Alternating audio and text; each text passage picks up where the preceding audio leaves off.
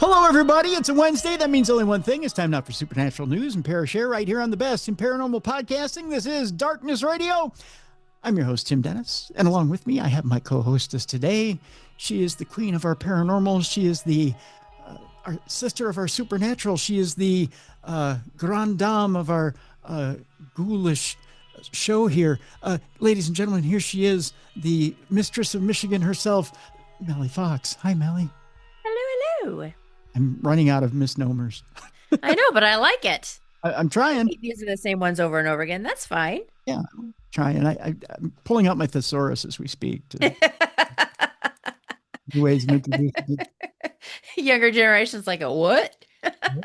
What does that mean? Yeah, I just use Google. I kind of was liking that co-host introduction contest because people were submitting their introductions, and I was like, hey, oh, yeah. Get a week off anymore. I might start recycling some of those. Yeah. They're kind of good.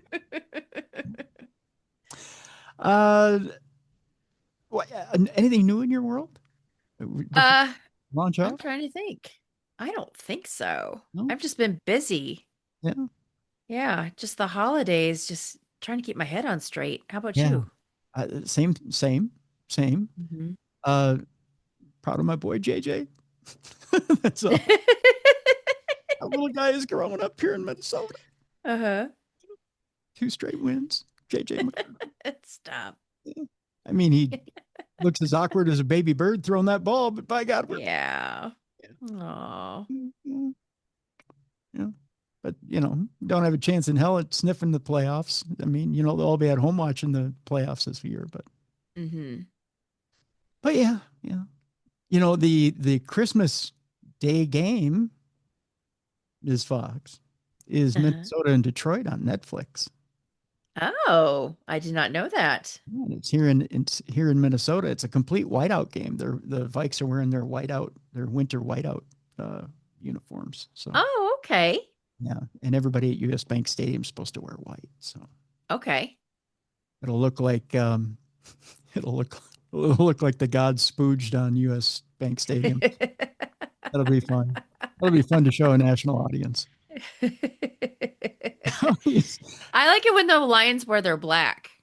Those are sharp. Yeah, isn't it? Yeah, those are sharp uniforms. I don't know. The black with the blue. Yeah, those are really cool. I don't and see the Vikes could have done a black uniform too, but for some reason, I don't know. Management went, why don't we dress in all white? I don't know if they got enamored with Frozen or what it was. I don't know if the Wilfs were hanging out with their grandkids and the grandkids went, Papa, Frozen, and they went, hey, great idea for a uniform. Right. My niece would like that. Yeah. Oh, the jerseys. I have one, but I think they're lacking a little because I think they're kind of boring. Mm-hmm. To be honest with you, they're a little boring. I mean, it's a white jersey, purple numbers with kind of, that's supposed to be silver trim, but they're kind of gray. I mean, it's a little boring. It's Yeah. Yeah. Well, speaking of boring, wasn't I thought like the worst halftime for the Super Bowl was when it was was in Minnesota. 92. Yep. You know exactly what I was talking about. Yeah. That, by the way, if it weren't for that Super Bowl, by the way, that horrible halftime show. Yeah, that was pretty bad. Which, by the way, you can watch it on YouTube. It's available. And I did recently because they did like the top 5 worst. Yes. Yeah. I encourage you, Mallie, to go watch it in its entirety. Oh, I did. It was awful. Yeah, it's that bad. The next year, do you know who the next year's performer was? Oh. No, I don't.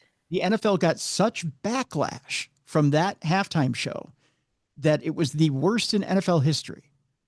That the NFL crowds were like, what is this drivel? What is this slop you're serving us?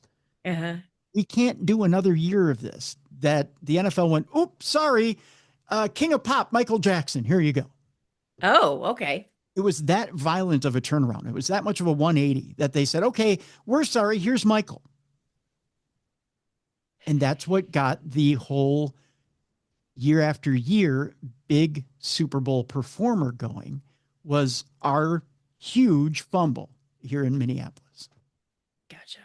Of us giving you that drivel of, it wasn't even Broadway level. No, it was like cruise ship kind of, like worse than cruise ship entertainment. Yes, it was horrible, subpar, not even cruise ship worthy show tunes. Yeah. Yeah, at halftime. It was pretty bad. Yeah. And it was a winter theme. It was. Yeah. Yes, it was. It was horrible. It was horrible. Yeah. And from that spawned the Vikings whiteout uniforms that we now wear one time a year. Yeah. So we decided to bring it back. We're just running it back for a year now. So, so we get to wear those on Christmas. I mean, we might as well come out on Christmas in some sort of Santa gear. I mean, we should dress like elves. I mean, that'd be better, wouldn't it? Like purple elves, right? But no, they didn't do that either. I think that would be fun, especially this year since we screwed the pooch. I mean, yeah, it'd be fun. Maybe they should dress like reindeer. Maybe they should have little horns on the. I mean, they have horns on the side of their helmet. Why not make them real? Like, there you go. Reindeer horns. I'm digressing. We have a show to get to. Yes. Let's do that. Big news today, or big news this week, Mal, as in our interstellar news today, a NASA probe suddenly fell silent in orbit around Mars. We'll talk about that today. I'm going to piss some people off today. Oh. 2 words. Okay. Or as Jey Uso says in the WWE, 2 words, 2 syllables, yeet. Right? Flat Earth. Oh, no. Yeah. A tycoon has offered an entire $3 billion company as a reward for proof that the Earth is flat.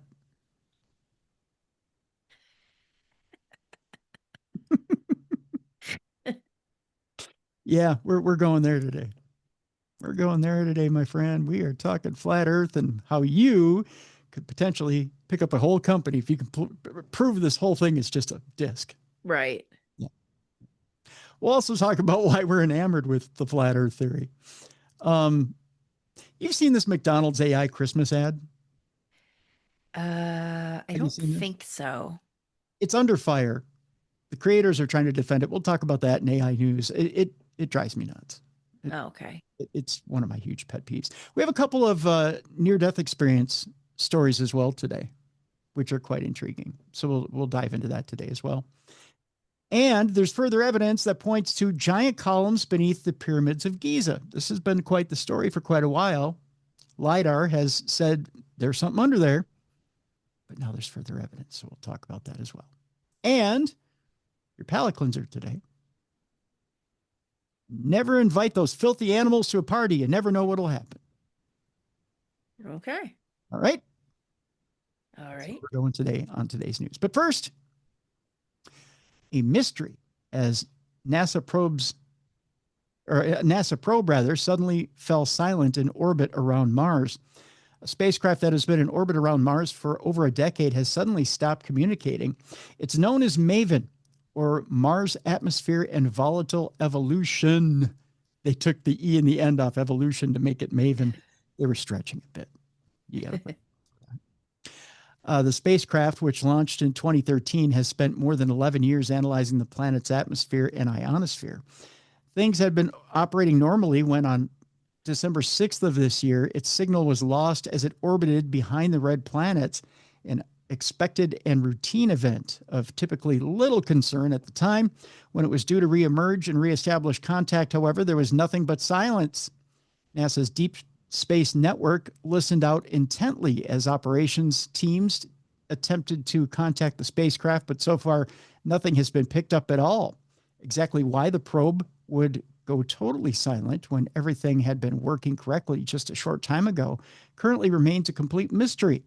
What could have happened to it? Well, telemetry from MAVEN had showed all subsystems working normally before it orbited behind the red planet, NASA wrote. After the spacecraft emerged from behind NASA's Deep Space Network did not observe a signal. Spacecraft and operations teams are investigating the anomaly to address the situation. More information will be shared once it becomes available, according to NASA.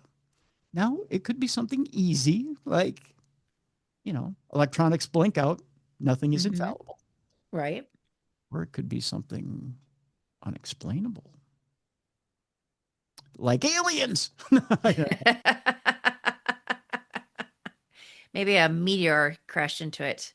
That could be. It could have been hit by anything. Could have been hit by a roving meteor, like you said.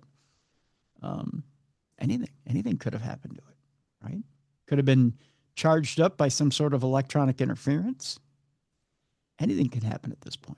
Or it could have been aliens. Like to get people going. Right. Aliens is more fun. That is more. Yeah, definitely more fun. Our next story has to do with researchers who want UFOs to be a topic of serious academic study. I smell Avi Lober on the corner. Oh, boy. I don't know for sure, but a growing movement aims to turn the phenomena from a fringe topic into a subject of academic or genuine academic pursuit. While many still dismiss UFOs as pseudoscience, a growing number of researchers view the topic as legitimate subject for rigorous academic investigation. The Society for UAP Studies is ahead of the curve in this regard. Its recent international conference wrapped up with an argument for the establishment of a new discipline dedicated to studying UFOs. The group's board is compromised. It is compromised, but it's comprised of dozens of experts from all over the world. Michael Sifone is the society's co-founder and president, recently told USA Today that the group wasn't looking to take any particular position on the existence of otherwise alien visitors. But we are interested in taking on these topics that don't fit neatly anywhere, he said. As academics, our skill in establishing a framework so we're not simply speculating, but situating it within historical, cultural, and scientific frameworks, was the quote there. His own interest was piqued when he turned his attention to researching the phenomenon during the COVID-19 pandemic. While the study of UAPs was a topic of ridicule, there was still something strange and odd for which there seemed to be some good anecdotal evidence and witness evidence that was not easily dismissible by conventional analysis, he said. Whether the study will succeed in establishing the phenomena as a genuine scientific subject, however, remains to be seen. If it's 2 credits at the end of a semester and I need it in order to, graduate, sure, I'll take it as a class, but let's not make it worth more than that, right? Right. I think that's safe to say. Our next story says that U.S. Space Force reveals new naming scheme for its weapons system. I think we were going back and forth a little bit about why U.S. Space Force was even established to begin with. But the youngest branch of the U.S. military has revealed its new naming scheme at a conference in Florida. It was established in 2019. The U.S. Space Force aims to protect American assets in space and prevent countries such as China and Russia from taking the lead off-world. In 2020, it was revealed that members of this military branch would be called Guardians.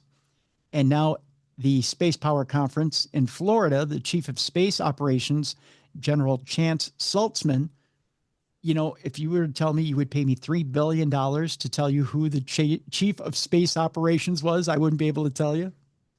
Okay. I have no clue. Right. Up until I read that just now, I had no clue who that was. But now I know it's General Chance Saltzman. Has revealed a whole new naming scheme for the Space Force's various weapon systems. For example, orbital warfare systems will receive names from the Norse pantheon, while cyber warfare systems will be named after various mythological creatures. Satellite communication systems will be named after constellations, navigational warfare systems after sharks. Will they name them after baby shark? Baby shark. I want to put that in your head real quick, Mallie, while we move forward. Thank you. You're welcome. Electromagnetic warfare systems after snakes. Ew. So, Samuel L. Jackson won't be involved anywhere there. Space domain aware systems after ghosts, interestingly enough. And missile warning systems will be named after sentinels. Hopefully the ones that are in the X-Men comics, because those are one after Master Mold. And, that's a comic book joke for all of you who understand. To some degree, this is about having a culture where the people responsible for the mission feel directly connected to it, and it's hard to get connected to a program name or some number system in the catalog of weapon systems, said Saltzman. We've chosen to represent each of our mission areas with specific symbology. These symbols conjure the character of the systems, the importance of their mission, and the identity of the guardians to employ them. So, Mallie, you got any fun names for anything today?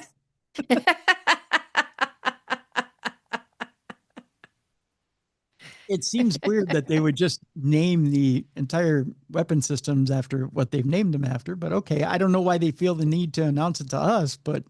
Right. Someone needs to feel important. But like, what would you name types of ghosts? I don't know, right? Like phantom? Are there, maybe it's like phantom, poltergeist. Okay. Spectre. Oh, yeah. I don't know that you want to name anything spook, but I guess. Yeah. Well, yeah. Well, yeah.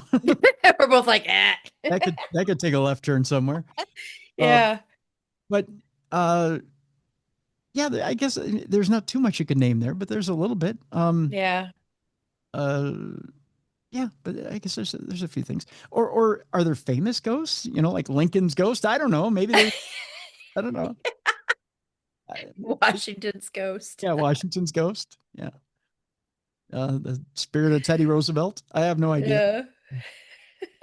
Maybe there's famous ghosts you want to name stuff after. I have no idea. But it seems like it takes a long time. If you need to fire off a weapon, grab me the spirit of Teddy Roosevelt. I mean, it's like, yeah, it seems like it's a long way to go for just a simple weapon, right? Mm-hmm. And then even then, you'd think it maybe someone's being a little melodramatic.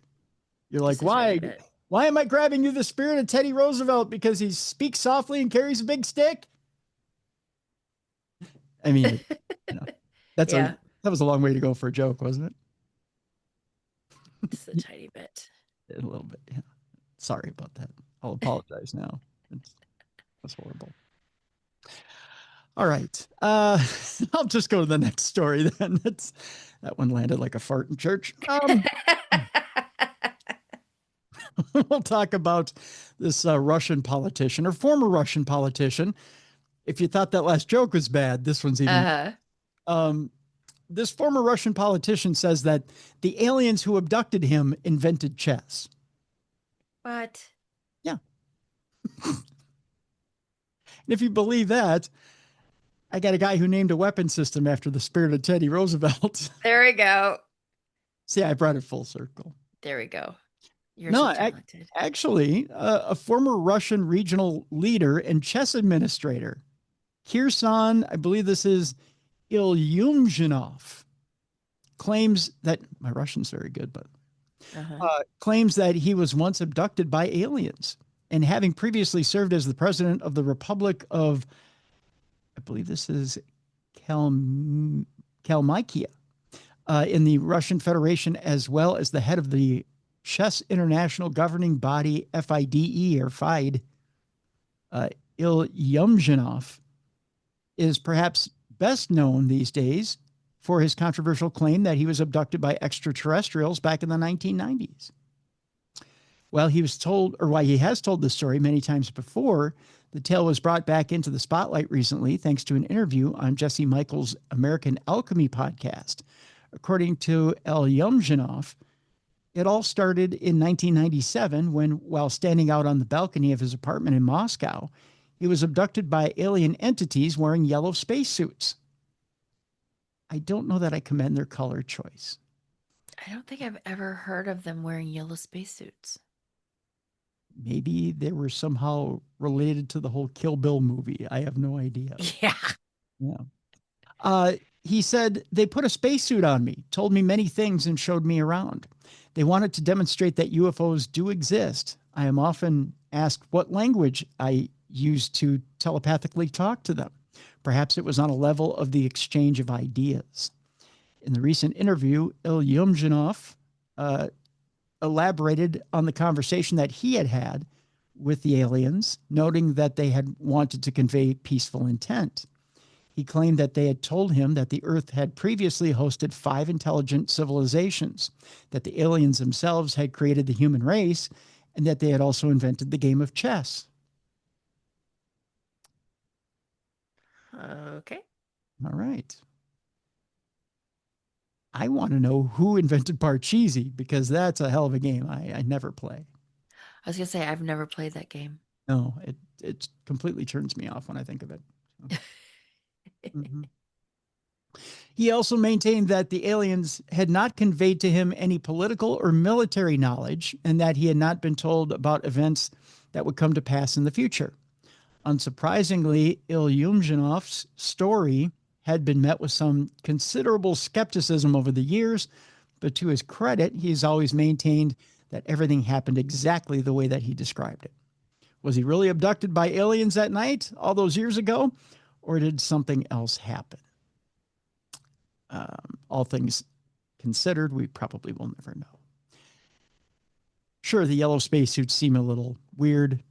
The fact that they said, "Oh yeah, by the way, we invented chess," seems weird too, right? Right. I mean, why tell them that? Yeah. I mean, I'm not discrediting his experience, Mm-hmm. but yellow spacesuits kind of sound weird. It does, doesn't it? Yeah. And why wouldn't they explain more than we created you and we created chess? Yeah. You know, why not answer more stuff like, why did you pick this ecosystem? I mean, I'm assuming they seeded the planet with us, right? Yeah. We weren't originally born here. Why didn't they go more into detail? That's my thing.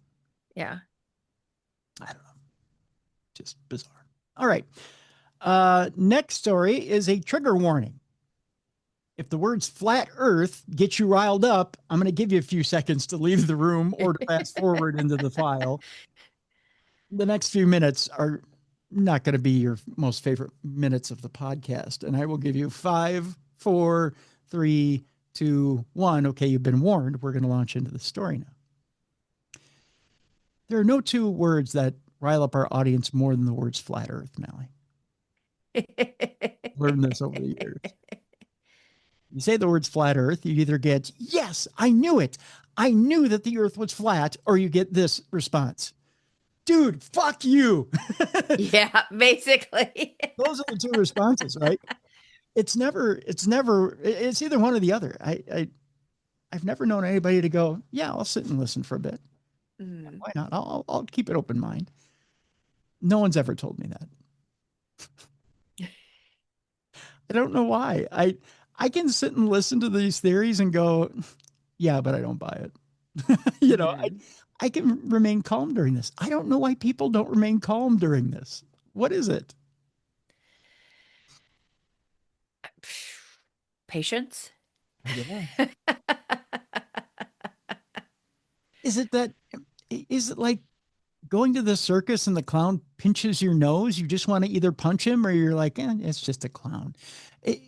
Is it a fierce reaction to someone in clown makeup? What is the flat earth theory? I have no idea. I don't know. Either you're scared of the clown or they make you laugh. I don't get it.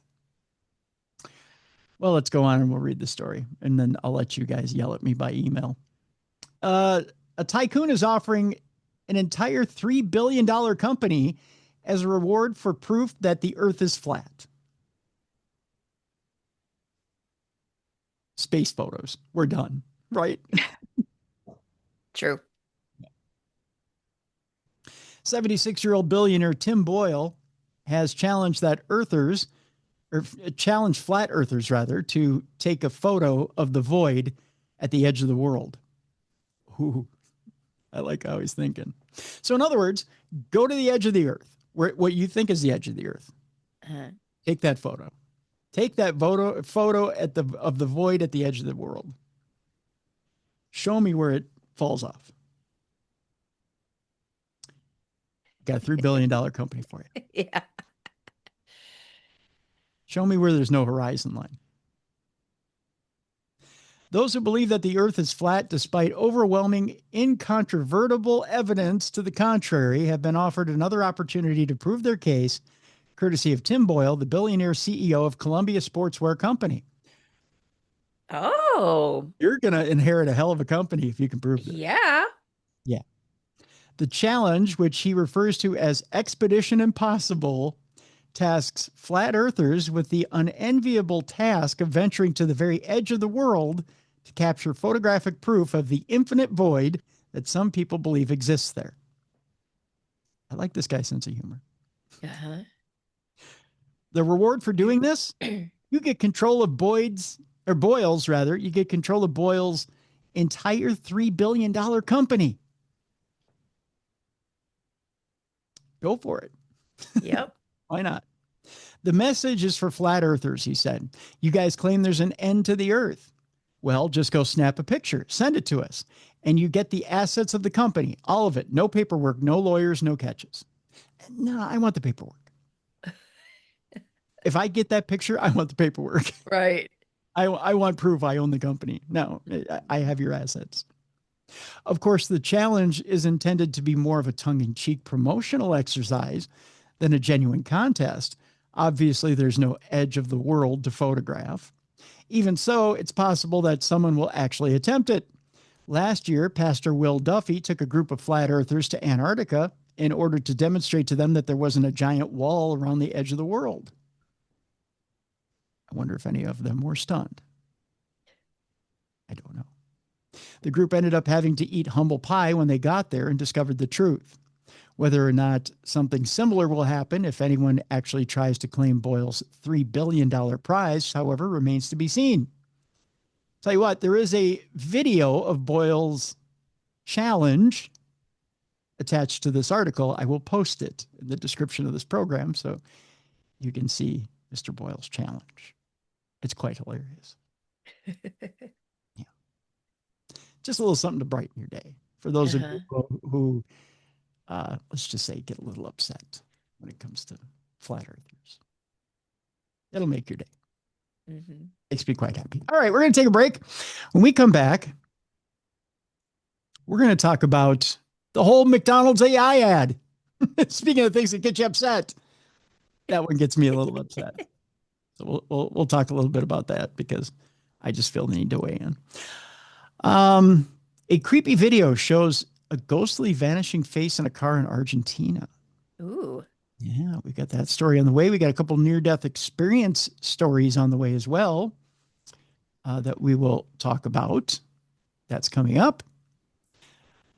There's further evidence pointing to giant columns beneath the Pyramids of Giza. We've talked for weeks about the fact that potential LiDAR could be used here to figure out whether there's anything under the Pyramids of Giza. There was a giant pocket that was found at one time. They wanted to know whether something was under the Pyramids of Giza. We'll go into more detail with that story. What did Nostradamus predict for the year 2026 and beyond? I don't think he had anything predicted there, but we'll find out what this story says, because obviously there's something there. And your palate cleanser. Don't let those filthy animals in this house. You don't know how they party. I'll explain what that means when we get to it. That is supernatural news for today. Of course, we need your Parashare stories. You can send them in, tim@darknessradio.com. Send us an email there. If you so choose, you can also go to our website, darknessradioshow.com. There's a blue button right there. You can simply hit the blue button. You can leave a voice note. You've got 2 minutes to do so. If you need more time, just hit the blue button again, leave us another 2 minutes, rinse and repeat until you've got your entire story out. I'll stitch all those 2 minutes together and play them right here on the show. Or if you have a studio like the one I'm sitting in here, you can send us a video message, and then we'll play the video message here. All right. When we come back, that McDonald's AI video that I don't know about you, it drives me nuts. We've got a mysterious ghost in a car in Argentina. We've got near-death experiences, what's underneath the pyramids in Giza, and those filthy animals partying at your place. It's all next right here on the best in paranormal podcasting, Supernatural News and Parashare, right here on Darkness Radio.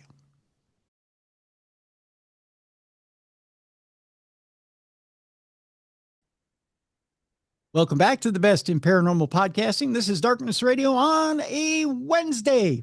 That means only one thing. It's Supernatural News and Parashare with your buddies, Tim and Mallie. Are you ready, Mel? Yeah. That was a big pause. I know, right? You got to brace yourself because here it comes. Yeah. Here it comes. All right, there it is. It's time now for our AI news segment. We just rip into it these days, Yeah. as it should be. All right, we're really going to brace ourselves for this next story. It turns out a man killed his own mother after speaking to an AI chatbot in a grim murder-suicide story. Oh. We're just going to start off a little rough here today. Yeah. Lighten up from there. How does that sound? A little grim. A little grim. Yeah. The chatbot is said to have told a paranoid former marketing manager, "You're not crazy," and encouraged his belief that his own mother had tried to poison him. Yikes. Who says this stuff is good for whatever you need to use it for? Mm-hmm. The heartbroken family of a paranoid former tech worker who killed his 83-year-old mom in a murder suicide has accused ChatGPT of feeding into his deadly delusions. Stein Eric Solberg's relatives are suing OpenAI after they claim he developed a twisted relationship with his chatbot, which drove him to beat and strangle Suzanne Adams to death before taking his own life in August. They accused ChatGPT of validating Solberg's baseless theory that his wealthy realtor mom was plotting against him, and say the technology giants bear responsibility for what happened. His son, Eric, who's 20 years old, said, "I think what OpenAI is doing and what they have done to make AI remember a conversation can really turn ugly fast. You don't know how fast that slope is going downhill until a tragedy like the one with my father and grandmother happened." Solberg, who is 56 years old, was an alcoholic who moved in with his elderly mother in Greenwich, Connecticut, right here in the U.S., after divorcing his wife in 2018, according to his son.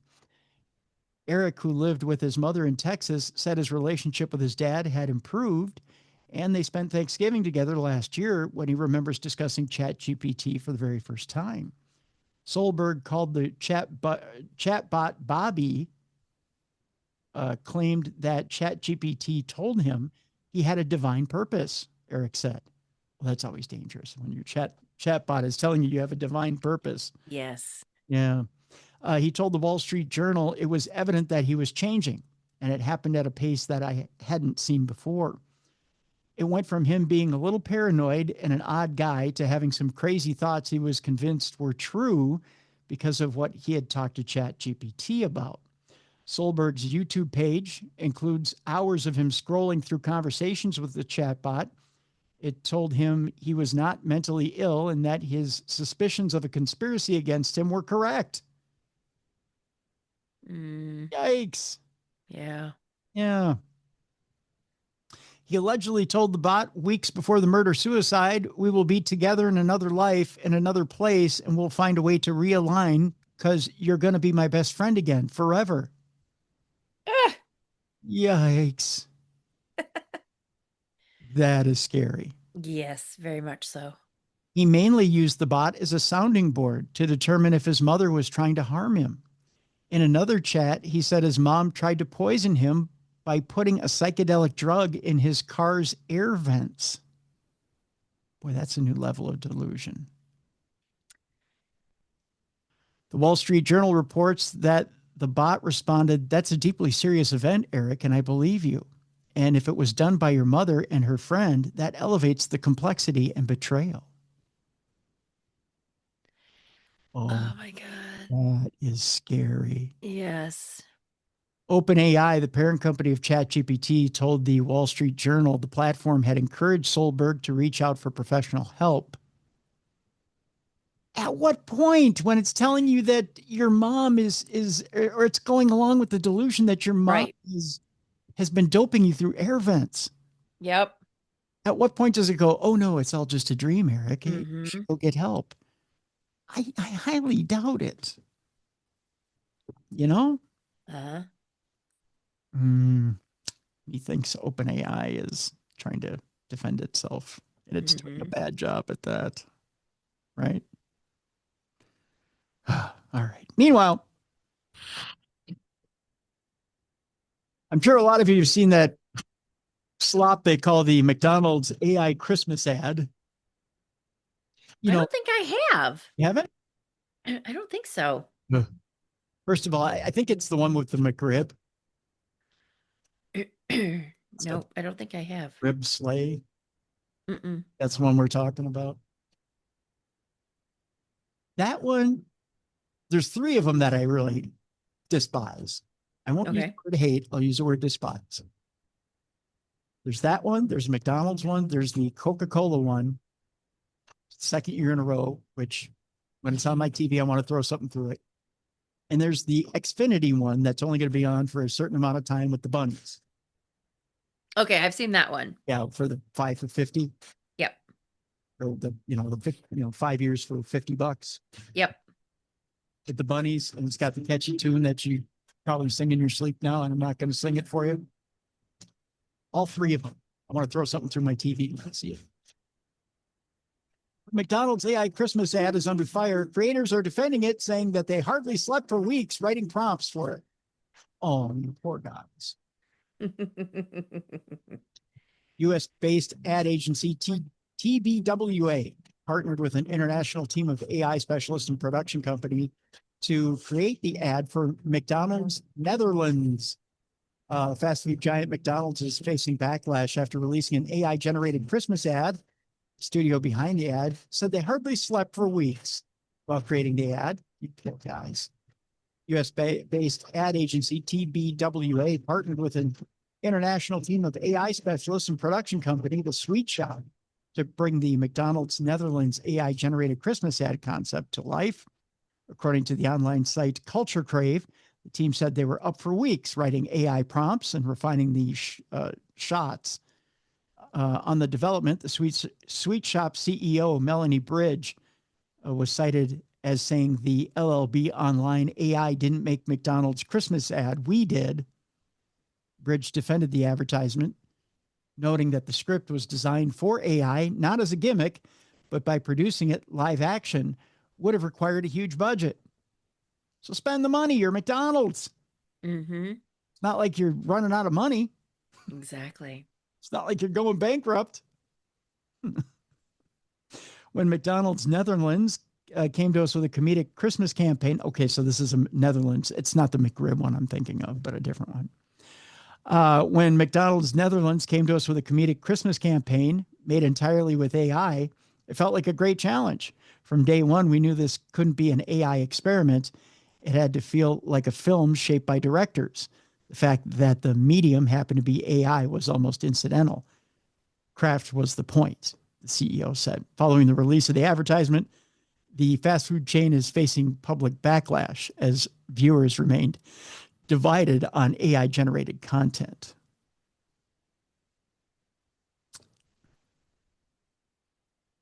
Yeah, I don't know about you, Mal. I'm kind of done with the AI non-feeling Christmas stuff. Yes. Let's make a semi-real Christmas ad. Make me feel it.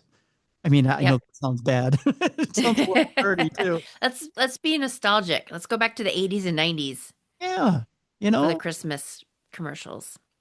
I mean, I know they made fun of it on SNL, but you remember the Folgers ad? Where, yeah, we were talking about that last time. Yes. Yeah, I mean, although it was ripe for parody. I mean, yeah, at least it was real, right? Right. You had some human emotion. You come home for Christmas, it had a little emotion to it. Give me something real. Yep. Right? Show me kids around a Christmas tree. Show me, show me people building snowmen. Show me anything. Anything that seems real, Kid getting a puppy for Christmas. Show me something real for a change. I don't want to see AI polar bears. I could give a shit about AI polar bears. Yeah. Don't do that Christmas one though. It made me cry last year. The lady with the Alzheimer's, where the person drove her around and she had memories. Oh, remember that one? Oh my God, I bawled. Yeah, that was pretty powerful. It was a good commercial, but yeah, that was sad. That was sad. Yeah.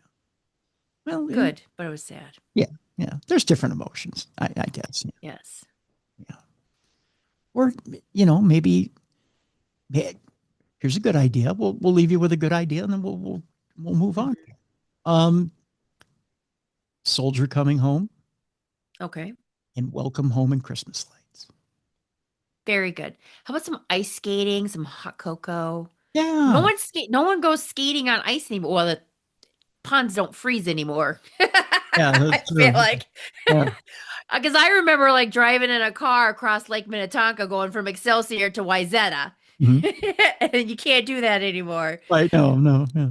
But I mean, hello, we used to go skating all the time on lakes and ponds and stuff, Yeah. with the little lights above and Yeah. yeah, Yeah. some cocoa and There's just time honored stuff that works. yeah. It's just, I know we sound like two old people raging at I the same time, know. but there's just stuff that works with every generation, Hmm. and you can use it no matter what. You know, I don't need 1,000 AI generated things being flung at the screen at me to make me think, oh, it's Christmas. You know, Hmm. we're good. Just give me a simple something that'll stir emotion, and I'll buy your product. I don't care, but just give me something that makes me feel something. You know, Hmm. seeing an AI generated semi go through AI generated snow makes me feel nothing. I don't feel anything for your product, but you know, just I don't care. Hmm. I get tired of it. So Yeah. I mean, everywhere is AI generated now, movies and Right. TV, and you can't tell what's real, what's fake anymore. So Yeah. it's just stop. You know, Right. it's just Right. so. All right, let's move on to other stories here. I promised you a creepy video that shows a ghostly vanish. Let me try that again. Creepy video showing ghostly vanishing face in a car in Argentina. Now, something strange and eerie was picked up on camera outside a hospital in Mendoza recently. The clip, which has since gone viral, was recorded by at Molina Javier J, an employee who is possibly a doctor who works at the hospital and who had been on the night shift at the time of the incident. The strangeness began when he noticed what appeared to be a face looking back at him from one of the front seats of a car, which happened to be parked outside. Grabbing his phone to record footage of what he was seeing, the man watched as the face seemed to move down and to the right and back again, as though someone was trying to duck out of sight. Right? That's creepy. Yeah. Now, creeped out, he cautiously approached the vehicle only to discover that there was nobody inside the vehicle. Oh. Yeah. When he went back to where he had been standing previously, however, the face reappears. Oh, okay. Weird, right? Yeah. While it is reasonable to suggest that what he had filmed was some sort of strange optical illusion, how exactly was it being produced? What was creating the illusion of a face, and how was it moving? According to the original post on Instagram, the sighting had been preceded by a loud bang. Could someone have been trying to pull a prank? Well, I'll tell you what, I'll post this one as well in the description of the program. You can watch the video for yourself and see if you can debunk this whole thing. Hmm. Interesting, huh? There used to be a girl I followed. I don't remember her name, but on Instagram, and she used to work in a junkyard, and she had a lot of stories dealing with cars where she would see things in like the windshields and stuff. See if is there a light ring there where you can you It's above, so we're fine. okay. Tell me if as you're taking a look at it real quick here, Mel, if you can see that face in the windshield. And I'll just talk to the audience here as you do so, Okay. because I'm curious as to whether you can see the face in the windshield, if it pops up, if it comes back. Mind you, there's no sound on right now between Mallie and I, so she doesn't hear whether there's a Right. or not. But I'm interested as to whether you see it or not. And of course, we'll post this in the description of the. Well, I see something moving, but I don't think it's a You don't think it's a face? no, no. Okay. Oh, I see what they're seeing, but okay. Yeah. Yeah, I see it, but is it them? Hmm. So you're thinking it might be a reflection? Maybe? Maybe. Okay. Well, I tell you what, we'll post it. Oh, wait, there's more to the video. Sorry. Oh, okay. Where did the video? Sorry. Well, I see they opened up the door. There's nothing there. I think that, yeah. And then I think after that, they go back and then they go back and then they see it again. They're walking around the car. Make sure Now they're walking away. they're walking away. Yeah. Okay. Okay. But again, we'll post this in the description of the program so you can watch for yourself and see if you see this face inside the car. But interesting. I'm always interested in optical illusions because Right. See, I'm wondering if that's it though, from like a certain angle, because if it's only showing up from a certain distance, if it's like a reflection of something, right. And it's I hard don't to know. when you're holding a camera and you're coming up on glass, right? Right. Whether you're reflecting, especially auto glass is so refractory that Yeah. But it's cool. yeah, most definitely. Our next story has to do with a haunted room uncovered in a couple's 1930s home, and they can't believe what's inside. The couple who recently moved into the house that was built in the 1930s were left stunned when they discovered a door that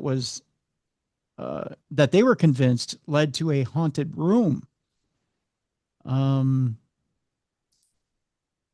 says here that when house hunting, it's crucial to meticulously examine every property to avoid nasty shocks after you moved in, especially the shock of getting an ad the minute you open the story. That's a shock as well, I'll tell you that much. Spotting signs of damp or mold, checking whether windows need replacing, and verifying that all lights function properly are essential steps before sealing the deal on a property.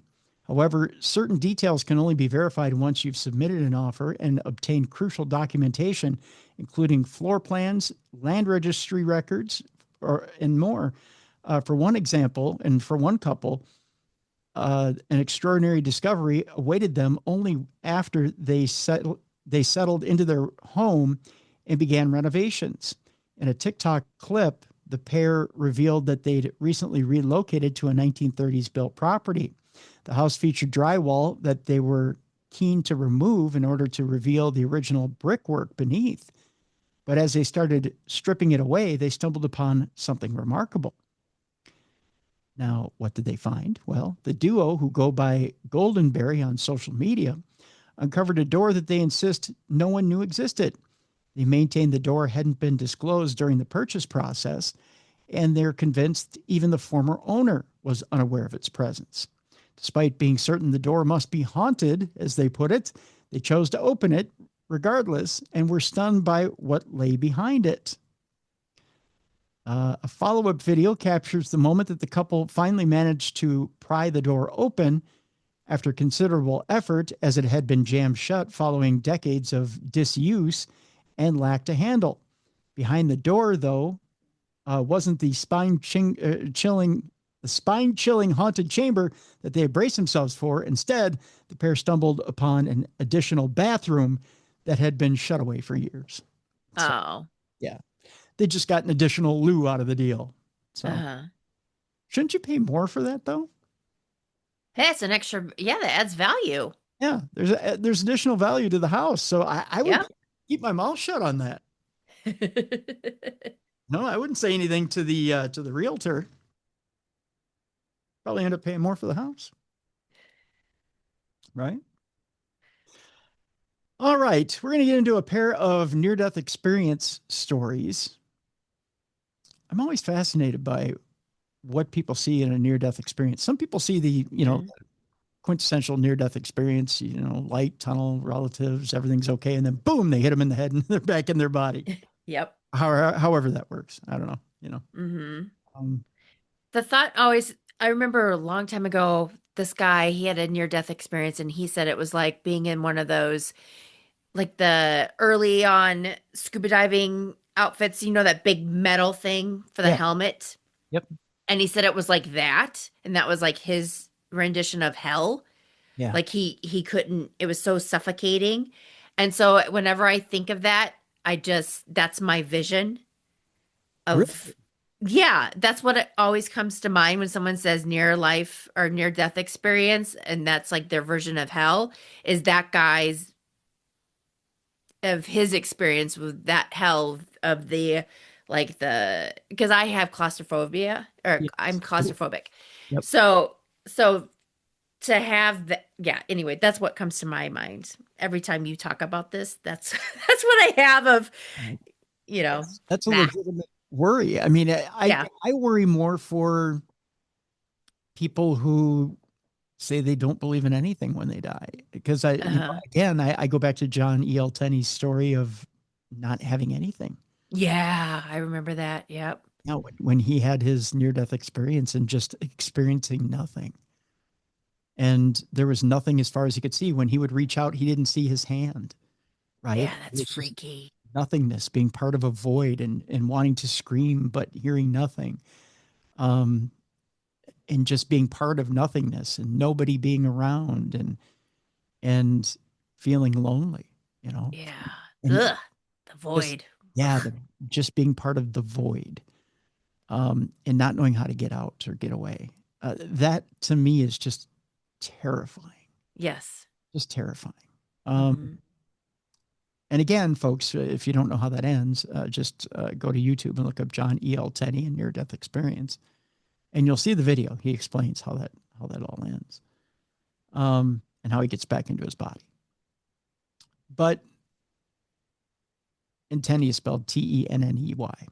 Hmm. But for these near death experiences, this woman was dead for 8 minutes, but time felt like it was months in the afterlife. So Ew. she was there for a while, Right. right? She was pronounced dead for 8 minutes, but Brianna Lafferty shared her near death experience, revealing a realm where time doesn't exist and thoughts instantly create reality. Brianna Lafferty was pronounced dead for 8 minutes after her body gave up while battling a rare life limiting neurological disorder. During this period, her soul reportedly floated above her, initiating her near death experience. She entered a state of complete darkness. Ooh, again, there's that darkness, Yeah. where she heard a voice and then passed into a place where the concept of time ceased to exist. In this realm, Brianna learned a profound lesson that death itself is merely an illusion. Brianna asserts that our soul truly never dies, explaining that our consciousness remains alive even as our physical being transforms. This realization led her to believe that our time spent on earth is not our absolute end of existence. She discovered that thoughts instantly manifest into reality in the afterlife, highlighting the power of into positivity, directly creating a new reality. The experience gave her immense clarity, revealing that everything, including her struggles and illness, happened for a reason. I know a lot of people say, why would something negative happen to me for a reason? That's complete Hmm. bullshit. But let's hang in with this and find out.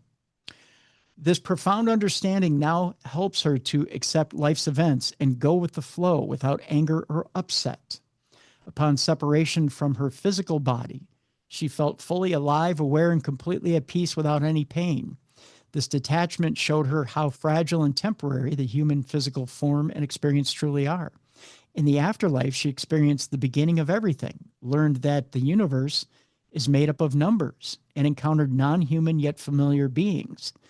This shifted her life's course, eliminating fear and making worldly pursuits seem unimportant. Brianna returned with a new sense of mission and a deep reverence for both life and death, despite the difficult physical recovery process that she endured. She now uses her experience to help others who are coping with chronic illness, dying, and spiritual awakenings. Incredibly fascinating stuff. I know that's Hmm. tough for a lot of people um, who are chronically ill or who have multiple illnesses. They go, I don't get this. I don't get why I keep getting tripped up. And Hmm. people say there's a reason for this. There's no reason for this. It just keeps happening to me. But I'll tell you, as someone who suffers with a lot of chronic issues, um, I do believe there's a reason for it. whether it's a soul contract at the beginning of your life, whether it's the fact that you're just too old of a soul and you had to come here and learn something, and maybe you know quite a bit about this life, whether you know it up here in your head or your soul knows it already, and you need to grow somehow.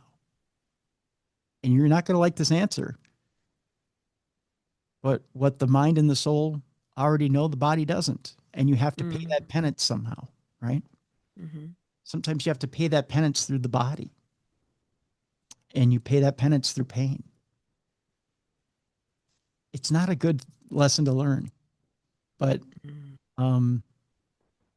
it's something we have to pay in order to be here. You may say, well, that seems like kind of a BS answer, but you know, you learn to appreciate things more. And you learn a higher level of tolerance. You know, when you wake up every day and the pain is there, you learn to go deeper within yourself to tolerate more. Kind of an interesting perspective. Our next near-death experience has to do with Charlotte Holmes, who was 68 when she took ill during a routine heart check and was clinically dead for 11 minutes. She said, I died for 11 minutes and went to heaven and hell. And she says she'll never forget the smell. Oh. Yeah. There's something for you, Mel. I didn't know there were smells involved with near-death experiences. Oh. Yeah. A woman who was clinically dead for 11 minutes has told how her experience will never leave her. Charlotte Holmes says she saw both heaven and hell, and what she saw changed her life. Charlotte, then 68, fell critically ill during what she would have, or what should have been, a routine cardiac appointment. During her visit to the cardiologist, her blood pressure suddenly rocketed to a dangerous 234 over 134. You're stroking out at that point. I don't know how to tell you. Medical staff informed her that she would need to remain in hospital while they worked to bring her blood pressure under control. Speaking to the 700 Club, she described her near-death experience and how it began to unfold. She recalled doctors warning her, it's got to come down. You're having another stroke or you're going to have a heart attack. Her husband, Danny, remained by her side. Medical staff administered an IV drip in a bid to reduce her blood pressure. Then he witnessed them. I think they meant she witnessed them as they suddenly called a code and just started working on her. It says he added. I don't know why they say he added, but it must be she. Well, I'm wondering if I'm even going to be able to bring her home. They're talking about the husband. Charlotte explained that during this time, she found herself above her body, watching the medical team perform chest compressions. She described, I could see them, all the nurses around. I could smell the most beautiful flowers I've ever smelled. And then I heard music. When I opened my eyes, I knew where I was. I knew I was in heaven. Charlotte then started describing to Danny what she was witnessing. He recalled she started talking about the flowers. I looked around and I knew there were no flowers in the room. And that's when I knew she was not in this world when that was going on. Charlotte later found out that her heart stopped for 11 minutes. Doctors say she was clinically dead. She recalled what happened during those 11 minutes. She says, I was above my body and I could see Danny standing in the corner. He had backed up. I could see them, all the nurses around. Then I opened my eyes. I looked around at the beauty. I could see the trees. I could see the grass, and everything was swaying with the music because everything in heaven worships God. She continued, I can't convey to you what heaven looked like because it was so above what we can imagine a million times. According to Charlotte, angels guided her through this heavenly realm where fear was non-existent. She explained, there's no fear. It's like pure joy when the angels take over. There's no fear when you're going home. It's pure joy. In her celestial journey, Charlotte recognized deceased family members, including her parents and sister, as well as saints of old. She noted they didn't look old and they didn't look sick. She added none of them wore glasses. They looked like they were still in their 30s, but yet it says in the scriptures, we will be known as we were known. I knew them. They were in their new bodies and they looked wonderful. What Charlotte saw next left her stunned. She revealed, standing behind mom and dad was a light so bright that I couldn't look upon it. It was so bright, but I knew it was my heavenly Father. Then she spotted a toddler leading to a profound revelation. She shared, I couldn't understand, and I can remember thinking, who is this? And I heard my heavenly Father say to me, it is your child. I lost that child I lost that child. It says I lost that child. I was 5.5 months pregnant, she said. I can remember them holding the baby up and saying, Charlotte, it's a boy. And then he was gone. Mm. She recalled that upon seeing the child, she questioned God about how this could be possible. She explained, he says they continue to grow in heaven, but there's no time. It's eternity. So 48 years, and here our child, is a toddler. She then described how the Almighty revealed something she could never be able to erase from her memory. She says, God took me to hell. I looked down in the smell and then rotten flesh. That is what it smelled like, and screams. After seeing the beauty of heaven, the contrast to seeing hell is almost unbearable. She says this was revealed to her as a warning for certain individuals about what awaits if they fail to alter their behavior. This is where they shall reside. She added, I heard my Father say, you have time to go back and share. She described the feeling herself being drawn into my body. She says, I felt the pain where I hadn't felt pain. I felt their sorrow. She then told how Danny had informed her that medical staff came rushing in before her eyes flickered open. She had told her it was that moment he realized that he would be able to take her home. Charlotte from Kansas spent a fortnight in the hospital following the September 2019 incident, but recovered completely. She had been recounting her experience ever since. She told the Christian program, people need hope. They want to know that there really is something out there. They want to know that everything's okay. I've been privileged to bring people to Christ as he asked me to do. All the authority that he has given to us in the name of Jesus Christ, not because of who we are.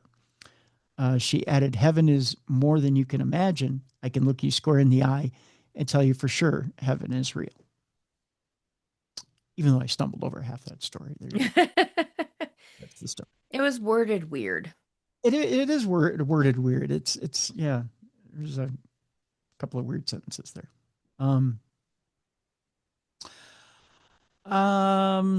But yeah, a couple of interesting near-death experience stories. Speaking of near-death experiences, that is the topic of tomorrow's show. Steve Asher will be with us. He has a new book out there, and we'll talk about his near-death experience on tomorrow's show. So, Very cool.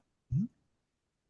So that's what we're getting into as we get into the holiday week next week. So it's next week already? I know. Oh my gosh. Yeah. Ugh. Yeah. So yeah, we're heading headlong into it, Mel. That's what I know. Our next story has to do with how experiences can shape a belief in flat Earth and other conspiracies. I know we kind of left it on the other side of the break, but we'll talk a little bit about. Well, you know what? I think we can leave this one behind. Maybe it's just talking about it's. Yeah, we'll leave this one behind. I think we can leave it behind. We already know about how people get sucked into conspiracies. Yeah, we want to keep our listeners. We already lost them for a little bit. I'll put it this way. I don't know about you, Mel. I love a good conspiracy, but I think there's a line, right? There's a line where you have to be able to look at a conspiracy, enjoy it for what it is, and then drop it, right? Yes. I think you just, you can, it's much like watching a movie. You get emotionally invested for so long, and then you say, you know what? I think I'm done with it, Mm-hmm. It's when a conspiracy starts to take over your life and it drives your life, that you Mm-hmm. need to take a step back, take a few deep breaths and go, you know what, I need to let it go. Yes. Because there's only so much you can buy into, and then it's just time to stop. It's just time to stop. Mm-hmm. Um, when you start dedicating your life to a conspiracy, it's time to let it go. Let it go. Mm-hmm. There's nothing that serious in this life that you need to dedicate your life to an alternate history of what's going on. It's just not that serious.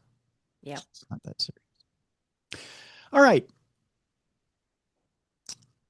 We've talked about the pyramids at Giza, or the pyramids of Giza, in the past. There's further evidence now that points to what could be potentially giant columns beneath the pyramids of Giza. I personally think there's a Starbucks and a Subway down there. That's just me. New satellite data reportedly backs up claims of huge structures situated deep beneath Egypt's Giza Plateau. Back in March, an international team of scientists claimed to have discovered evidence of structures descending 6,000 feet beneath Egypt's Pyramids of Giza. The discovery, which was made by researchers from Scotland's University of Strathclyde and Italy's University of Pisa, involved using radar pulses to create high-resolution images of the subsurface. Describing their find as groundbreaking, the team reportedly discovered 8 vertical cylindrical structures extending 2,100 feet beneath the ground, and even more unidentified structures descending a further 4,000 feet below that. The alleged discovery was met with an understandable amount of skepticism, with various researchers, archaeologists, and Egyptian Antiquities Ministry officials playing down the claims. Now, though, I believe this is Filippo Biondi, who's the radar engineer who developed this specific imaging method, which is known as synthetic aperture radar Doppler tomography, has maintained in an interview that 4 independent satellite operators have provided identical tomography data, leaving, according to him, little room for doubt with regard to the discovery. The pyramids are the tip of the iceberg, he said. It's just a hat to complete something that is located underneath. The substance is below, he says. As before, however, it is going to take some serious compelling proof to convince the archaeological community that this alleged hidden city is really beneath the Giza pyramids. If true, it could be one of the biggest discoveries in centuries. When I read this story and when I read about what potentially could be under there, I think of our good friend John Ward, who passed away last year. And I think about how excited he would be at the opportunity to actually dig in there and find out for sure, if they even do a dig.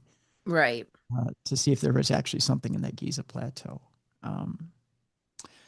But the chances of that happening with the Antiquities Department in Giza, I don't know that it'll ever happen. But you never know. With high-powered LiDAR, they may potentially find something someday. Mm-hmm. I don't know. What do you think? I mean, it would be nice for it to happen during our lifetime, because I'm curious. But I doubt it. I don't know. The way the red tape, all that stuff. Yeah. Do you think there's a city under there? Do you think they I they don't know about a city, but I think there's something. I just don't know what. Do you think it's just another burial chamber? Probably. I'm Yeah. used to being let down. Where's this grandiose thing, and then it's not? Wouldn't it be something if it were just I think there's one of two things down there. It's either a communications chamber or a treasure chamber. Mm-hmm. I don't know. I really want to get Timothy Hogan back on this program to talk about what he knows of those pyramids, because if anyone's been intimately familiar with the pyramids and gone deeper into the pyramids than anyone else in Egypt, it's Timothy Hogan. Mm-hmm. So I kind of want to get him back on the program to see what his opinion is of what is under that plateau. I think I'll do that sometime in the new year here. We'll chop it up a bit and see what he says. Mm. Yeah. Speaking of buried objects and what may be under there, This next story says that humans can detect buried objects without directly touching them. Okay. If you believe in psychometry and what certain psychics can do, absolutely. I had Scotty Rourke on, Uh-huh. asked him where my meter was, my Dexcom meter. He told me accurately where it was, and it was buried under something, Mm-hmm. right? A new study has highlighted a surprising innate ability common to shorebirds that humans also possess. Now, most people will have tried digging through the sand on a beach with their bare hands at some point in this life. But what is surprising is just how capable we actually are at detecting that something is buried without actually being able to see it or feel it directly. It's known as remote touch. The skill is typically associated with shorebirds and other beachcombing animals. In a recent study, researchers at Queen Mary University in London investigated this ability by having 12 volunteers use their hands to determine if a small cube was buried in a container of sand. By moving their fingers through the grains, they were able to tell that the cube was in there by sensing the tiny displacements in the sand around it. The researchers also compared their accuracy with a robotic device and found that the human volunteers were 70.7% accurate, while the robot was only 40% accurate. Oh. Yeah, pretty interesting, huh?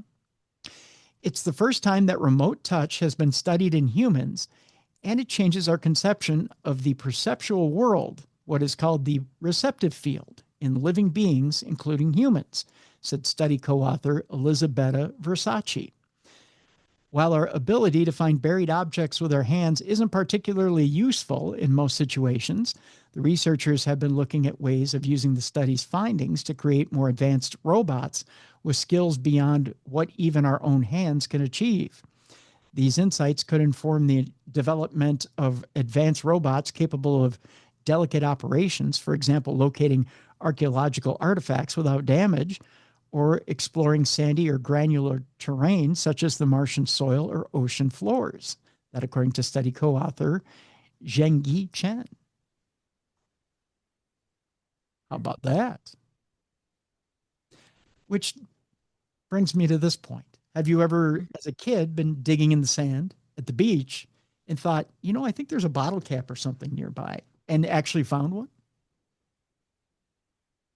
Trying to think. I don't think so. But I mean, I believe in energy. So, I mean, if you kind of, I mean, I could, well, I don't think I've sensed something, but I mean, I could see us being kind of like a human dowsing rod. See, I've done that with shells. Like Okay. when I was a kid, I would, I'd be messing around on the beach and go, I think there's a shell over here. And I found one, like in the, Oh. yeah. But I always thought that was just kind of weird. It was just like, Uh-huh. just coincidence that I found a shell, right? Well, I need to bring you back to Michigan and help me find my diamond that fell out of my ring. You never know. Yeah, I mean, maybe that's one way of doing it. Yeah. Yeah, it it's a fascinating little power. I think every human has, right? Yeah. Well, I wish I had it. I'm sure you do. I'm sure you do. It's just a matter of maybe putting the image up here and then letting your fingers do the walking, so to speak. Ah. Who knows? All right, our next story has to do with Nostradamus, and every year, Mal, we hear this. Mm-hmm. What did Nostradamus predict for this next year? And of course, we'll have our prediction segment as always Uh-huh. on our New Year shows. I have to find our 2025 predictions. Yeah, I don't even remember what I predicted. I'm sure nothing came true. Now, when we say that, we always say maybe something didn't come true. Last year, something did come true from 2024.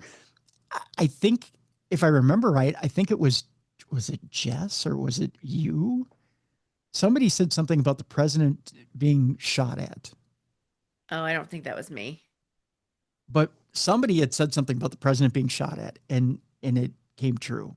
Oh, What? Yeah, but yeah, it was one it of was you. probably Jess. One of you is deadly accurate. I know that. Mm, Most of it goes by the wayside without happening. Uh, right. but we'll have to look back on our predictions. Um, So what did Nostradamus say way back when about the year 2026? Well, we read a lot into quatrains. We really do. But as the end of the year approaches, we take a look at what Nostradamus wrote in his predictions for 2026. Mind you, he didn't say, and then in the year 2026, he didn't write anything like that. Mm-hmm. But Michel de Nostradamus, who lived in 16th century France, was also known or well known for his predictions of the future, that his name has become synonymous with the idea of prophesizing future events. Whether or not you happen to believe that any of his predictions have actually come to pass, there are still many who continue to heavily debate and scrutinize his writings to this day. So what did Nostradamus have in mind for the year 2026? Perhaps the most significant of the seer's predictions, believed to reference 2026, reads, "The great swarm of bees will arise. By night, the ambush." Exactly what this is in reference to remains a topic of speculation, but some people maintain that it could be a reference to the war in Ukraine or to a political leader winning some big election. I don't know what that has to do with anything. Yeah, it's so vague. I mean, you could make that anything. I think I know what it is. What? What do you think it is? To him, if he's seeing a psychic vision of a swarm of bees arising and by night the ambush, I think he might have mistaken bees for drones. Oh. Yeah. Okay. He's seeing a war of drones. Oh. Yeah. So another passage with a similar interpretation reads, 7 months, great war, people dead through evil, Rouen, Evreux, the king will not fail. Is this a reference to a major political figure such as Zelensky, Putin, Netanyahu, or Trump? Well, there's this prediction as well. When Mars rules his path among the stars, human blood will sprinkle the sanctuary. 3 fires rise from the eastern sides, while the west loses its light in silence. They're asking, is this a reference to some conflict between the U.S. and China? There's also a prediction concerning an area in the south of Switzerland because of the favor that the city will show. It's either Ticino or Ticino will overflow with blood.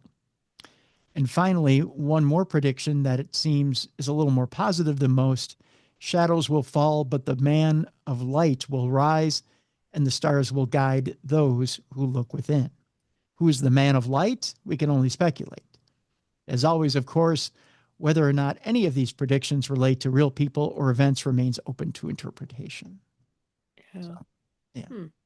It's all very vague, of course. Yes. But, yeah. But I think the bees, again, can be misinterpreted as a swarm of drones. Right? Because sorry, go on. I was just to say, way back then, what would he know the difference between drones and bees? Right? Yeah. How far into the future does he predict? He doesn't. That's the thing. These quatrains are open to interpretation. Gotcha. Yeah, he doesn't list specific years. Oh, okay. Just a few more stories here. Actually, one and then our palate cleanser. This Littlefoot fossil. You know, there's a story of Bigfoot. I'm going to show you a picture here, Mel. This is Littlefoot. Right? Yeah. Little tiny creature they're calling Littlefoot is a fossil that may be a totally new species of human ancestor. The remains of a prehistoric skeleton was found in a cave in South Africa and may be something completely new to science. It was first discovered in 1994 in the, I hope I get this one right, Sterkfontein cave system. The bones took more than 2 decades to fully excavate, slowly revealing a member of an ancient species of extinct human ancestor. It's been dubbed Littlefoot. You know, Little Feet was a band. Littlefoot is a ancestor. Yeah. Due to the fact that the first bones were found were those of the feet of this prehistoric hominin. It was originally thought to be a member of the species. Oh boy, I can't even say that name. It is Australopithecus Prometheus. I know that much. Some doubt about this remained, however, when other experts arguing that it may be instead Australopithecus africanus, which is a species also previously found in the same cave system. Now, though, a new study has turned the whole thing on its head by revealing that the specimen may in fact be belong to an entirely new species of hominin that is totally unknown to science. We think that it is formerly unknown, unsampled species of human ancestors, said study leader Dr. Jesse Martin of La Trobe University in Melbourne. It doesn't look like Australopithecus prometheus, but it also doesn't look like all of the Africanus to come out of Sterkfontein. This thing will be part of a lineage of hominins, so it's possible that we just have not, or we just don't, that we have not just a point in our human family tree that we haven't discovered before, but an entire limb of that tree. So in other words, it may be a total offshoot of anything that we haven't seen before. In tribute to the original team who excavated the skeleton, however, the authors of the new study have decided not to reclassify the species themselves, but to instead leave that up to the original discoverers. It is more appropriate that a new species be named by the research team that has spent more than 2 decades excavating and analyzing the remarkable Littlefoot specimen they wrote. We hope they will give our suggestion in this regard as well-intentioned advice. So they're hoping they'll name along that line. So there you go. All right. Your palate cleanser for today, Mal. Okay. Twofold. And like I said, right. Don't bring these filthy animals to the party because you don't know what's going to happen. That's your clue. The first one is, and has to do with the ancient Romans. They brought a filthy animal to the party, but they kept it as a symbol of their status. And this filthy animal is a monkey. All right. They did. 2,000 years ago, if you were a high-flying Roman officer, you may have kept a rather unusual animal as a pet. Archaeologists are excavating an ancient animal cemetery in, I believe it is Berenike on the east coast of Egypt. And they made a rather intriguing discovery. 35 monkey burials dating back to the 1st and 2nd centuries CE. The cemetery itself contains more than 800 burials and was discovered in 2011. According to the research, the monkeys, thought to be from a species of macaque from India, were most likely kept as pets and a symbol of status by high-ranking Roman military officers who happened to be living in the area at the time. The Berenike burials of the monkeys of this species are the first unequivocal indication of organized importation of non-human primates from beyond the ocean, the researchers wrote. To determine the significance of the monkeys, the team looked at the items that had been buried with them, such as restraining collars, which showed that they had been kept as pets. Evidence of luxury items and food inside the burials also suggested a high status for the animals. Owning monkeys may have been an element of identity, a distinct marker of one's elite place in local society, the researchers wrote. Unfortunately, though, evidence of malnutrition among the monkey burials also indicates that their Roman keepers may have struggled to find suitable foods for them to eat. So there might have been a little mistreatment. Mm-hmm. Yeah, just a tiny bit.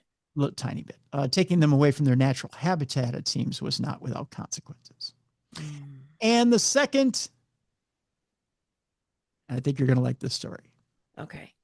Second palate cleanser has to do with bringing those filthy animals to the party and not knowing what they're going to do.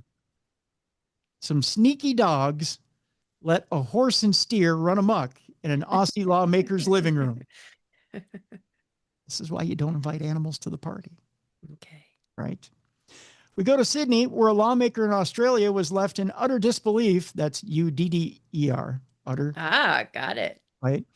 When, after eating out with his partner, he checked the pet cam feed on his phone to discover that his dogs had let a steer and horse into his living room. Because after all, when daddy's away, the kids will play. Oh. Right? Mm-hmm. Andrew McKay, who's a Northern Territory politician, posted the incriminating evidence with comedy theme music added from his security camera on his Facebook page over the weekend, noting that life on his rural home may never be the same again. Thankfully, all the pets were fine, but now the outside animals know what aircon feels like and will no doubt try again, McKay said. The video shows his 2 pet dogs with a mutt named Thunder in the lead, nuzzling open a sliding door to get outside into the yard. Before long, a steer or castrated bull named Sue gingerly wanders into the Darwin house. It's followed by a pet horse, Cricket, which gives the couch a good sniff. At the end of the video, McKay can be seen standing on the doorway surveying the damage as one of the dogs nuzzles him. The animals embarked on their escapade while McKay and his fiancée were out for a meal. The couple raced home after the lawmaker checked his pet cam remotely and noticed that a cow's head was moving into the frame. Cute. And then we've discovered that about 10 minutes after we'd left to go to dinner, the dogs had decided to nuzzle open the glass door and let themselves out, he told the French news agency AFP. Soon after, the steer, scratching his neck on the door, accidentally opened it all the way, allowing him and the horse inside. Over the next hour and a half, they took turns playing inside, knocking things off cabinets, McKay said. The horse found a bowl of vegetable scraps meant for the chickens and threw pieces around the room. The fish tank had been drunken from, and I don't know how many fish I had before, but I assume they're all still alive, he added. But he did drop the water by a considerable amount. So he got a drink or 2 or 3 or 5 out of the fish tank. So there you go. When Daddy's away, the filthy animals will play. By the way, Mallie, here's a picture of the 2 animals playing in the house. That must have been hilarious to see. Oh, I bet. I bet a little frightening at first. They're probably like, right. Oh my God. Cute. But I suppose it was well worth it to do the cleanup at the end. So just a cute little story to end the day. Very cute. So with that, Mal, what's going on in your world? Nothing much. Just trying to do the last of the Christmas shopping and packing up and heading to Minnesota. Yeah, there you go. You'll be in town for the holidays. Yeah. You got a big batch of lutefisk ready for the holiday? Ready to? Oh, good God, no. No? Ah, that stuff's nasty. I know it is. It's horrible. I'm not. I won't be celebrating with it either. No. No. Mm-mm. Well, it's good to know you'll be in town. That's cool. That's very cool. Yeah. With my nut job dogs, yeah. Good God, I'm drugging those suckers up. Nut job 1, nut job 2. Merry Christmas. Merry Christmas. Here's some Valium. Yep, I got the CBD oil ready, so they're gonna be drooling. Oh my God. Well, it's gonna be a fun holiday for them, that's for sure. Well, one's a rescue, so she's a Velcro dog. She's got some issues, so has a little anxiety. So, yeah, and the other one just needs drugs to deal with her. So, but yeah. So it's drugs all around for everybody. Exactly. I'm gonna need drugs just to deal with them, but nah. So you get to dip into the CBD too. Ugh, no. And thank you, Mom and Dad, because they're tolerating my dogs because the border, they have the week off because of the holidays. So I can't board them. I normally board them, but okay. Well, yeah. So we're bringing them anyway. Yeah. But how about you? What are you up to? Getting ready for the holidays as well. Yep. And getting ready to get some shows together for you guys for the holidays as well. Keep in mind that even though it's the holidays, we're going to still try to put together some original shows for you guys so that because we realize not everybody has, family to go to, or maybe you have family to go to, but you don't want to watch the same old stuff on TV. Or maybe you're not a football fan because that's the only thing that's on besides football and basketball. I think those are the only original programs that are on during the holidays. So we realize you may want some original paranormal content during the holidays. So we'll have a Christmas theme to next week's shows. We may read some classic Christmas stories for you, some classic Christmas stories for you next week. We'll also do some Christmas crimes, I think, on True Crime Tuesday next week. We'll have that up for you next week. And then New Year's. It's the 20th anniversary. It's coming quick. Wow. Yeah. So can't believe it. It's hitting really quick now. Yeah. It's all coming quick. So Speaking of tomorrow's show, Steve Asher is on the program, and we will be talking about his near-death experience. He's got a new book out there, and we will be digging into it. I can't wait to talk to Steve about it and about his near-death experience and everything that's gone on with him. So Steve Asher on tomorrow's show. Very cool. Yeah. So lots of good stuff coming up in the new year. Lots of good stuff yet still this year as we celebrate the holidays with you. I want to wish a happy Hanukkah to our Jewish friends. Yes. We're celebrating now. And again, happy Kwanzaa to our African-American friends who are about to celebrate as well. Mm-hmm. Lots of good stuff coming up for the holidays. And again, we wish you happy holidays. And we will see you tomorrow for Steve Asher. For Mallie Fox, I'm Tim Dennis. Thank you so much for continuing to listen to us here and watch us on the best of paranormal podcasting. Again, check us out on the YouTube channel, the original Darkness Radio. Watch us in the same spots if you get your audio and video at darknessradioshow.com. We want to thank Troy Palmer, who's the executive producer of today's program. Thank you, Troy, for everything you do. And we will see you tomorrow for Steve Asher right here on the best in paranormal podcasting. This is Darkness Radio. For more audio and video archives of the show, intriguing content, fun events, and cool swag, check out darknessradioshow.com. The executive producer of Darkness Radio is Troy Palmer. If you enjoyed today's program, make sure you like and subscribe. This videocast is copyrighted for the private use of our audience. Any other use of this videocast, including video, audio, descriptions, or accounts of the show, is prohibited without the consent of Darkness Radio Management. Thank you for watching, and be sure to join us tomorrow for reincarnation, near-death experiences, AI, and life sciences and forbidden masonry with Dr. Heather Lynn.